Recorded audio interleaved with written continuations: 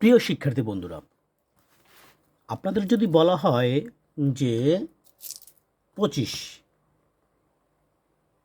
এর বর্গমূল কত, আপনারা বলে দিতে পারেন যে স্যার এর বর্গমূল হলো 5, কারণ কি 5 5 25। যদি বলা হয় 49, আপনারা বলে দিতে পারেন যে 7 7 49। কিন্তু আপনাকে যদি বলা হয় যে 50 এর বর্গমূল কত, বের করেন তো। 50 না হয়ে যদি দেয় 30,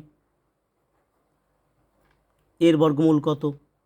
এরকম যদি বর্গমূল আসে তাহলে একটা টেকনিক অবলম্বন করবেন। সেটা কি? টেকনিকটা হলো কি, টেকনিকটা আমি শিখিয়ে দিচ্ছি। টেকনিকটা হলো এই যে 40 বা 50, এই 50-র কাছাকাছি কোনটা আছে বর্গমূল? যে আছে কি দেখেন, যে আছে 7, 7-এর স্কোয়ারে হয় 7 7 49, অথবা হয় 8 8 64। এখন এখানে আছে কত? 50, কোনটা কাছের হয়? যে 7। তাহলে এখানে কি হবে? এখানে 50 হবে 7, 7 7 কত হলো? 49। একটু খেয়াল করো, 7 7 49। তাহলে বাকি থাকে কত? এই একটা এখানে লিখে দেওয়া। আর কি করবে? এই যে 7, যে এই 7-এর ডাবল এখানে লিখে দেবে 40। এটাই অ্যান্সার। আমি কি বুঝাইতে পেরেছি? এটা তোমরা এখন কি করতে পারো, এটা আবার ভাগ দিয়ে দশমিক ডিজিটে নিয়ে আসতে পারো।